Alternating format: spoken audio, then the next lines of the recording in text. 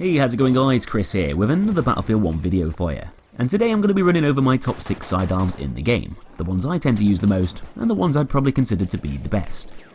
At the end of the day, sidearms are just secondary weapons, used as a bit of a backup when your main gun runs dry in the middle of a fight, or when you've just completely ran out of ammo.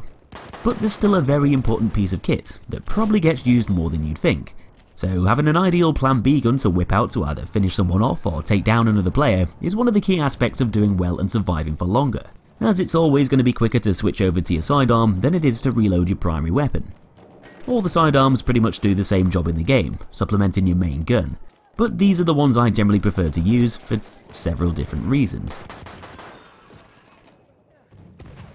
So at number 6 is the repeater pistol M1912, aka the Steyr. An 8-round semi-automatic pistol for the support class that not only looks the part, but feels like a really satisfying thing to use too. The M1912's got quite a lot of factors to really back up its usability and make it a great weapon for taking on or finishing off lone targets one after the other. For a semi-automatic pistol, it dishes out some reasonable amounts of damage, 30 up close and 15 at a minimum, pretty much mirroring the P08, giving it some nice figures for both close and longer range distance fights. Though the M1912 fires faster than the P08 at 360 RPM, which isn't really a massive improvement, but still enough to decrease that kill time and make it a deadlier, quicker killing pistol overall. The M1912's reloads are probably the funkiest of them all, sometimes impeding its effectiveness and usability, but other times giving it a boost, as if you unload all 8 rounds and basically empty that magazine, then it's only going to take 2.6 seconds to slot in another clip and fill the gun back up to full. But perform a tactical reload, which can often seem like a less tactical thing to do in the Steyr case, well, it's going to take more time, as you'll have to reject those remaining bullets first, bumping that reload time up to almost 5 seconds to run the full reload animation, which, albeit, looks pretty cool, but can be a bit of a problem in the heat of battle. Not exactly a fantastic time to start messing around with a finicky reloading procedure. Because you'll often be using the gun as a one-off emergency option, reload times might not seem so important in a lot of cases. And so long as you take them into account, you can learn to either unload all shots at once to cut down reload times, or just seek cover to protect you from incoming fire whilst you run those longer animations, making them less of an issue. But reloads aside, the M1912's often a really good weapon for finishing people off, due to the fact that its deploy time is a tad quicker than most of the other sidearms at just 0.45 seconds, so a similar sort of speed to the MLE 1903. So the M1912 deals decent damage, fires fairly quickly, has a nippy deploy time, which we've already gathered, but there's one stat in particular that the gun has over all of the other sidearms, and it's something that might surprise you. The Steyr might seem to have some noticeable recoil, jumping the muzzle upwards after each shot, but the gun is in fact the most accurate secondary weapon you can equip, due to it having the lowest horizontal recoil value of the bunch at just 0.25. It's not the stablest, with a vertical value of 1.5, the same as the P08, but it's not going to kick around from side to side quite as much as the others, therefore giving you more precision and making it more reliable at landing shots, especially within CQC. It's not only statistically a really good choice to pick, but there's no denying that the repeater pistol M1912 is one of the coolest sidearms in the game, that feels really fun to use too. In 5th place is the Revolver Mark VI, which I find to be one of the most versatile revolvers for close range combat, which has a lot of really beneficial advantages over the others. The Mark VI has a lot of similarities to the Auto Revolver, probably because they're both Webleys, with the gun sharing a lot of the Auto Revolver's best aspects, even improving on some things, but less so in other fields. So for instance, they both reload a hell of a lot faster than most of the other revolvers, because they're both break action rather than gate loaded. And this is one of the gun's best qualities that makes it stand out from the others. And the fact that the Mark VI actually has a faster reload speed of 2.85 seconds instead of 3.17 gives it that slight edge in the middle of a chaotic scenario. The Mark VI fires slightly slower as a trade-off, but only by 25 RPM, so hardly a big deal. And although the gun does have a slightly higher vertical recoil, making consecutive shots a bit harder to control when firing at the weapon's maximum rate, it's going to be less noticeable due to shots being paced out more because of that slightly slower fire rate. The Mark VI has one of the lowest horizontal recoil values of all the revolvers at just 0.8, yet another improvement over the Auto Revolver, making it one of the most accurate choices and a slightly more dependable one for landing those shots to take down your opponent, with the gun having the same amount of precision as the Nagant. The Revolver Mark 6, however, doesn't exactly pack much of a punch over distance, like some of the gate-loaded revolvers, so this does limit its effectiveness, making it a more viable choice for shorter range gunfights, or for finishing players off that might have already been weakened. But this is where another strong factor comes into play that makes the Mark 6 a slightly more effective choice than the auto revolver, as it's got a fairly decent deploy time of 0.56 seconds. Not exactly lightning fast, but still quicker than a fair few of the other stronger secondary weapons available to equip. I guess it's all down to personal preference whether the Mark 6 is considered to be a better or worse option than the auto revolver, as they're both pretty good guns, and both function in a similar kind of way. The auto revolver has slightly quicker kill times, but I find that the Mark 6 has some stats that make it more of a well-rounded weapon as a whole, and in comparison to the rest of the guns, it can be a really effective CQC weapon, even when used on its own. Not to mention that it can also be equipped on all loadouts, so your options aren't quite as limited. Coming in at number 4 is the Scout class's Frommerstop, which is one of the fastest firing sidearms in the game with a weaker damage output and a shorter range drop-off. The Frommerstop's one of the 4 class-specific semi-automatic pistols in the game that shoots at the speed of 450 RPM and deals a 4-hit kill up close and an 8-shot kill over further distances. Matching up with the Assault class's 1903 Hammerless, the Medic's Taschen pistol M1914, and the Support class's Modelo 1915, which function in an almost identical way. The Modelo holds an extra bullet than the rest, but overall they've all got the same sort of stats. Apart from one stat in particular that really boosts the Frommerstop's appeal and makes it a generally better sidearm than the rest. The other 3 pistols all have deploy times of half a second, whereas the Frommerstop shaves a teeny bit of this time off with a deploy time of 0.4 seconds, making it the quickest deploying semi-automatic pistol in the game, matching up to the Bulldog revolver. This might not exactly sound like a big deal, but deploy times are one of the most important factors you've got to take into account when selecting the secondary weapon, as the faster you can whip the pistol out, the more chance you've got of beating your opponent, cutting down your vulnerability. And when it comes to finishing players off that have already been weakened by your primary gun, having that slightly faster switch out time makes a massive difference. The fact that the Frommerstop is a weapon exclusive to the Scout class, a class where you'll often be landing heavy shots on opponents one by one, severely wounding them and then leaving them close to death, having a rapid deploying, fast firing secondary weapon can be the perfect tool for finishing those weakened players off with, as the Frommerstop might not seem like a particularly great gun when used by itself, but it works much better as a supplemental gun used to assist your slower firing rifle, like a bit of a tag team, which is why it fits in with the Scout class so well. It's still not a terrible weapon when used on its own, as it can still take people down up close quite quickly with a 4-bullet kill. It also has some reasonable accuracy and fairly nippy reload speeds too.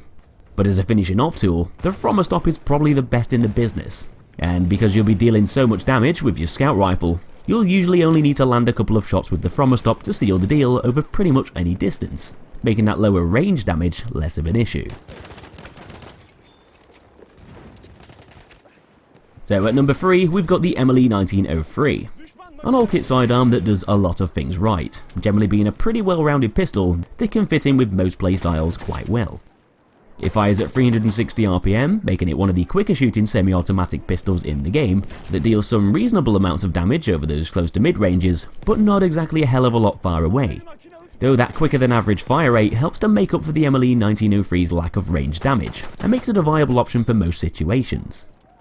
The gun might kill in the same number of shots as the Frommerstop, but it's got a 6-meter advantage, making it a deadlier weapon to use beyond close quarters. Though something that really complements the Emily's effectiveness over those further distances is the fact that it's got one of the best recoil profiles of the lot, kicking upwards with a vertical value of 1.1 and horizontally with left and rightwards values of just 0.3, one of the lowest figures of all of the secondary weapons. So this makes it a pretty accurate gun that can remain on target fairly easily when you're tapping the trigger to deliver that damage, allowing you to land more shots on target over range, which is made even easier by the gun's quicker than average muzzle velocity too. The Emily 1903 is a pretty good weapon for finishing weakened opponents off with, due to it having that speedy deploy time of 0.45 seconds, which is a little bit quicker than most of the other sidearms in the game. So this makes it even more effective as a last resort emergency option, and generally makes it an even more reliable gun to have equipped overall. But the main downside to the gun, which slightly reduces that reliability, is the fact that it's one of the slower semi-automatic pistols to reload, with it taking 2 seconds to perform a tactical reload and almost 3 seconds for a full one. Though in a lot of cases, this probably won't seem too problematic when you're just using the gun as a plan B option to finish someone off, or when you're taking on one enemy at a time. It just means that you might be a little bit more vulnerable in between gunfights, especially if you become surrounded by a bunch of enemies. Though for the most part, the MLE 1903 does more things right than it does wrong, and I find it to be one of the most dependable choices to pick, that pretty much complements all of the classes and primary weapons quite well. Anyway, my second favourite sidearm in Battlefield 1 has got to be the M1911, and it'd be a bit of a crime if this gun didn't appear on the list, as it's a really bloody good weapon that's extremely popular for a lot of reasons. The M1911 definitely isn't a perfect pistol, having a few flaws to make it a less effective sidearm to use over range, as it's got a pretty bouncy recoil pattern with that vertical kick value of 2.3 and a horizontal recoil value of 0.7. Giving it some of the worst accuracy and stability stats of the semi-automatic pistols, apart from the Mars Automatic, which has got even higher figures still. It's also got a really low bullet speed of just 250 meters per second, which is kinda similar to some of the revolvers. So this is going to impact that accuracy even more, often making it seem like a harder thing to use over distance too, due to you needing to lead moving targets in order to hit them slightly more than you would with some of the other weapons. But putting aside these factors, the M1911 is a very powerful semi-automatic pistol which often has the edge over a lot of the others in CQC, with it dishing out more close range damage and being able to kill in just 3 bullets. Because you'll often need to revert to your sidearm within a close range gunfight, either to finish someone off or just to take on another enemy player, that extra power that the gun provides you with is going to be very beneficial, giving the weapon some pretty competitive kill times in close quarters, allowing you to drop other players faster than almost all of the other semi-automatic pistols in the game, despite having a slightly slower fire rate than average. The M1911 isn't just a pretty good killer though, as it's also one of the more dependable options you can pick too. It's got some of the fastest reload speeds, with tactical reloads coming in at just over a second, and empty ones taking just 1.7 seconds, so hardly any time at all. And this really cuts down your vulnerability and means that you've nearly always got rounds to fire at a potential threat, which is always a really useful thing to have when you're surrounded by the enemy team, especially when you're close to all the action up on the front lines. This nice balance between power and reliability makes the M1911 a great sidearm, especially if you're a bit of an aggressive player, as it might not be the most accurate thing in the world, but that recoil is definitely manageable within the gun's optimal killing range up close. With the new M1911 silenced added into the game, kitting the gun out with a suppressor, this gives you a quieter option which can be pretty handy in CQC behind enemy lines. Your position is less obvious due to your shots being less pronounced, and I guess you could consider this to be the superior choice, though it's basically going to function in the same sort of way as the standard variant.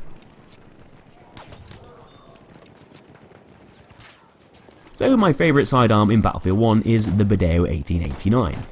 I know what some of you are probably thinking, why the hell is the Badeo 1889 at number 1? Seems like a bit of a random choice to pick. But the fact is, the Badeo is an extremely overlooked weapon that I'd actually consider to be one of Battlefield 1's hidden gems. A skill cannon that's one of the deadliest, yet well-rounded sidearms in the game. But more to the point, one that fits into the scout class perfectly, acting less as a sidearm and more like an alternative to your primary weapon when you're in close quarters. The biggest problem that the Badeo has is the fact that it takes bloody ages to reload, a little bit like the Gasser, Peacekeeper and Bulldog revolvers. But if you learn to reload after each kill, or reload cancel to replace a certain number of rounds in between gunfights, these reloads can become less of a problem, because when it comes down to it, most of the time you only really need a couple of bullets to kill in most short-range gunfights, as the Badeo's got more range than most of the other revolvers, being able to kill in 2 shots up to 22 meters, covering that entire short-ranged area, and making it one of the fastest killing CQC guns in the whole game, almost killing as fast as the Hellriegel within that close range span. You could say that the Gasser and Peacekeeper are both quite similar in this area, and actually have a slightly longer 2-hit kill range still, but those revolvers are going to be harder to control due to them having more upwards kick, which kinda goes against their usability beyond point blank ranges, making that extra range a little bit useless in a lot of cases, and generally making them less reliable weapons as a whole, as you're likely to miss more shots, resulting in slower kill times, and of course, more reloading. Not good. The Badeo has a better balance between its power and accuracy, along with its fire rate, which is quicker than the Gasser, and on par with the Peacekeeper's hipfire. Because the Badeo has higher maximum and minimum damage values than the average revolver, yet alone the average sidearm, this generally makes it a deadlier option to use over all ranges, not only being a brutal thing to use on its own, but also a pretty effective finishing off weapon too, Perhaps not as easy to use as the more spammable From a Stop, but still a good one nevertheless, as in a lot of cases, you'll only need to land one Badeo bullet on an opponent weakened by a bolt action rifle to take them out of the fight. And with the gun having a respectable deploy time of 0.55 seconds, which is the same as the M1911, this is going to help you out even more. It's definitely a revolver that's got a lot of great stats and factors to make it a successful secondary weapon. And it might take a bloody long time to reload, but persevere with those reloads, and the Badeo 1889 can be an absolute monster, killing quickly and reliably over a fairly decent range. So there we have it folks, these are my top 6 sidearms that I consider to be the best in the game for me. Obviously this list is going over the ones I generally prefer to use, but let me know down in the comments below what your favourite sidearms are. I know there's going to be quite a lot of different opinions on this one. But anyway, subscribe for more Battlefield content coming in the future, and I'll see you in that next episode.